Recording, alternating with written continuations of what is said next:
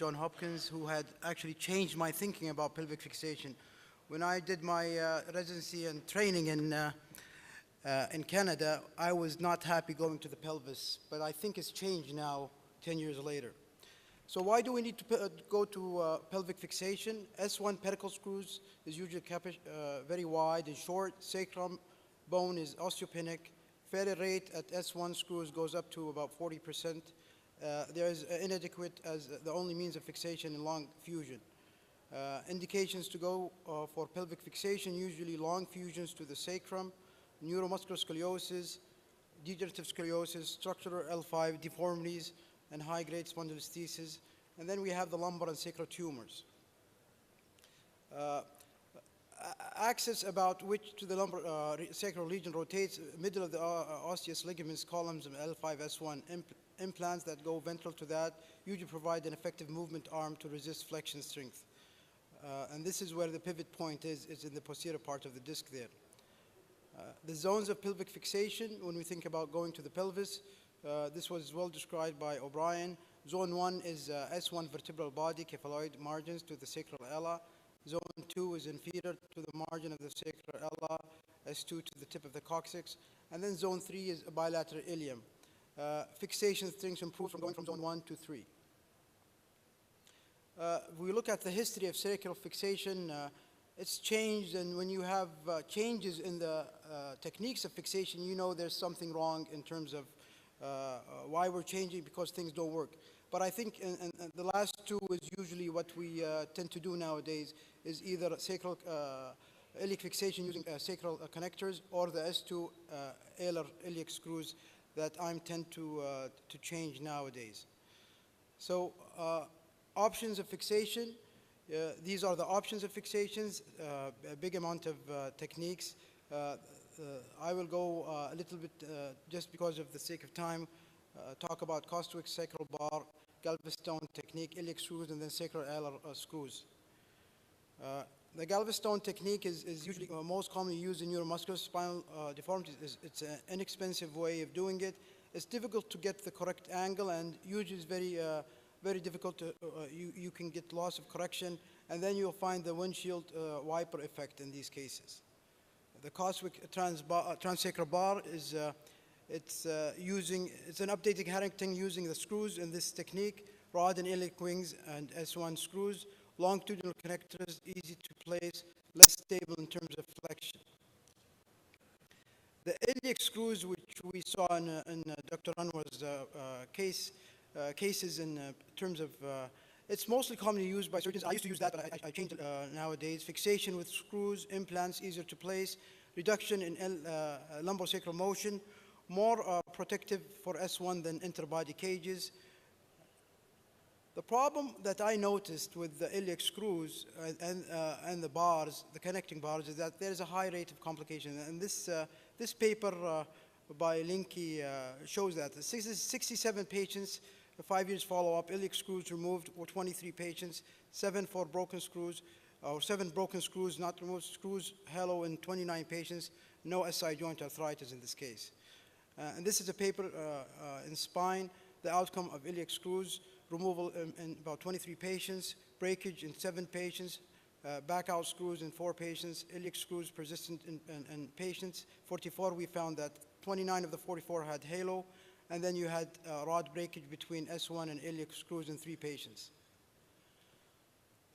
This is another paper also talking about the follow-up. Failure rate is close to about 30%, and 11.9 major failure that needs revision. So it's a technique, but it's a very difficult, or you have to expect when you do iliac screws with connectors, you have to expect that there are risks with this. The technique that we're going to go through is S2 iliac screws, and this has changed my approach to iliac fixation. Basically, this is the way you do it, and the beauty of this is that your rod connects directly to the screw. There is no need for connection bars, and most of the neuromuscular patients that are very thin don't need this prominent bar to be connected to the rod. The technique of that is usually it's inferior and lateral to the S1 foramen. This is the technique, lateral inferior to S1 foramen. You tap and drill on flat pedicle finders. You have to have the trajectory of 45 to the floor, 20 to 30 caudally, and then conform bone endpoint by the feeler. The way that I do it, and this is how Khalid taught me, is basically you use the C-arm, I use a drill, and then through the drill I get my imaging, and then I feel, and I have to have the teardrop image doing this. Once I feel, I put a K-wire, and I change now. I put a K-wire and then tap over the K-wire using a minimum invasive tap. And then once I tap, I pass my screw. Fluoro is very important. You have to have the iliac oblique teardrop view to see exactly that you are directly in bone and not medial or lateral.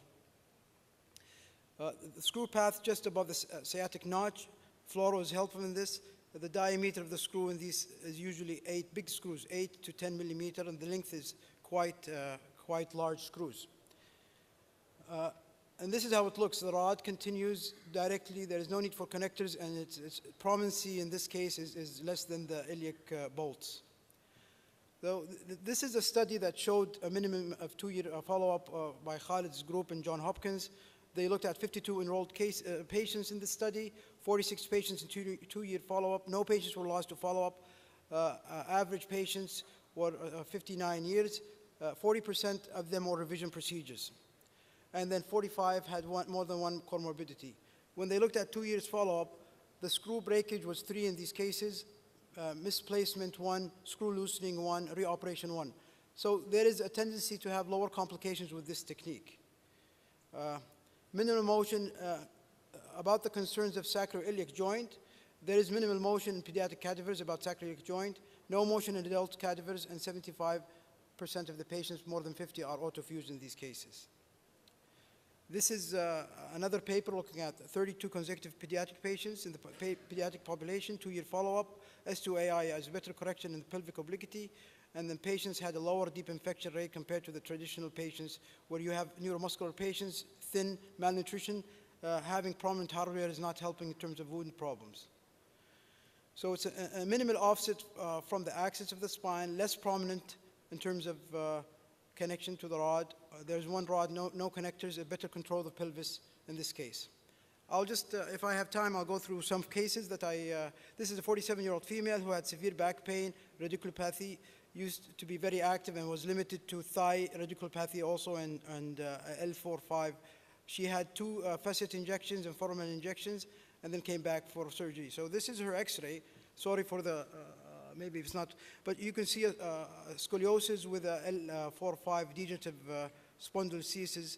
And you could easily think about going to L4-5, but because of her thigh pain and her symptoms, more L2-3, I decided to do more of a long construct fixation going down to the pelvis. This patient now is about 6 months after surgery, and she's fairly happy.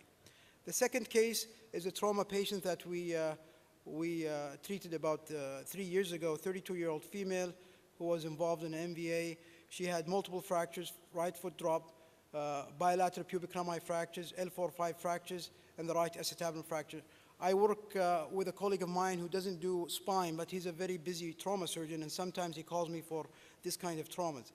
And you can see in this patient, she had a reason why she had a right foot drop.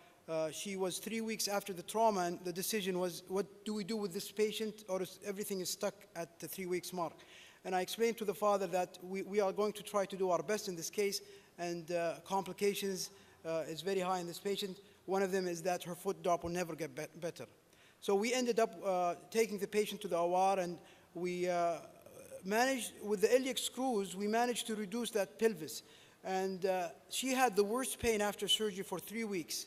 And then I saw her 3 months after surgery, she had complete resolution of her foot drop.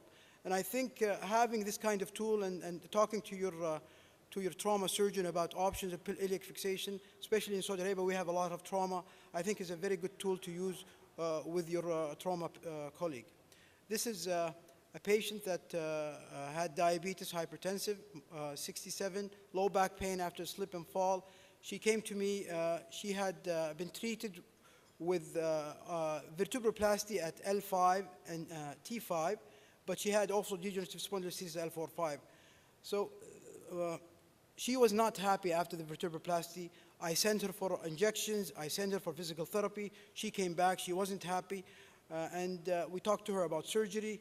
I ended up, this is one of the cases that I did with Khalid. We ended up going and fixing unilaterally in the ilium, but doing an interbody fusion for this patient to give her the anterior column support. This patient's about 1 year later, and she's very happy about the procedure.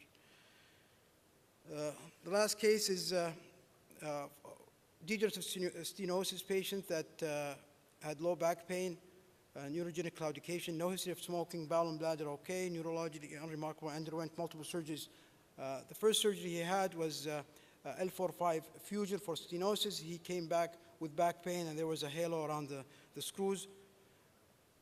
When we did the MRI, he had multiple levels of stenosis, more of congenital stenosis. So this patient needed a wide laminectomy going from probably L1 to L2, going down to L4-5.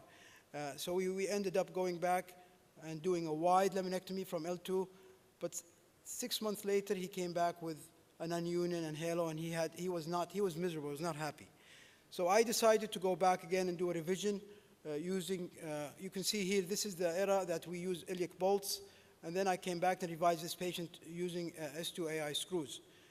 And then ended up doing anterior column support to give him he's still having some back discomfort. I can see his sagittal balance is not the best, but his neurogenic claudication is much better in this case. You can use iliac fixation. These are two cases from Khalid's John Hopkins patients. This is a patient that presented with severe back pain, and she had also a metastatic disease affecting her right iliac SI joint and ilium. And this patient was more palliative. You're thinking about doing iliac fixation, you think about open, but in some cases, you can do it minimally invasive, especially using the S2AI screws. And this patient had stabilization of the right side in terms of palliative stabilization, I would think, with radiation afterwards.